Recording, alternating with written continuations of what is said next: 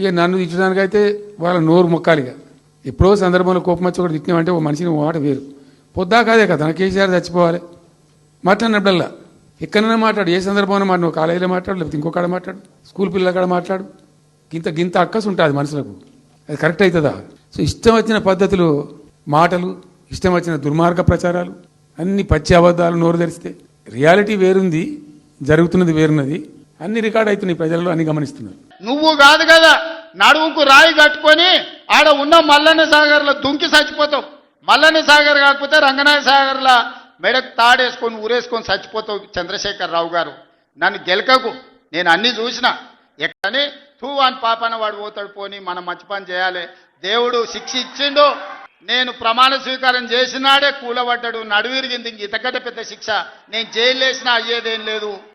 ఆయననే ఫామ్ హౌస్ను ఒక బందీఖానగా మార్చుకొని చుట్టూతో నా పోలీసులే ఉన్నారు, లోపల ఆయన ఉన్నాడు. చెర్లపల్లికి పంపించినా చెంచల్గూడకు పంపించినా గదే అవుతుంది కదా. ఇక తిండి బరువు నాకు ఎక్కువ అవుతుంది. అది ఒకటి.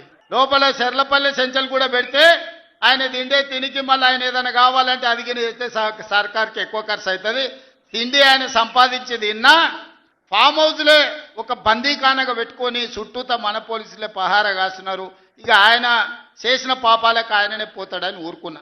నేను ప్రమాణ స్వీకారం చేయడానికి పోయిన రోజే మంచం మీద నుంచి బోర్ల పడి మక్కెలు ఇరిగి మూలకు పడ్డాడు. ఇక ఆయన నిన్నొచ్చి పెద్ద మనిషిలాగా మంచి చెప్తాడేమో అనుకున్నా.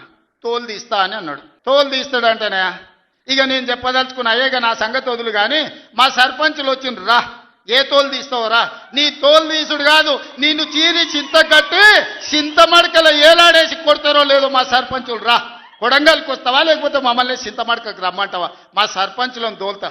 సోయి లేని మాటలు, స్థాయి లేని విమర్శలు. ఒక్కటన్నా అక్కడికి వచ్చే మాట మాట్లాడిండా?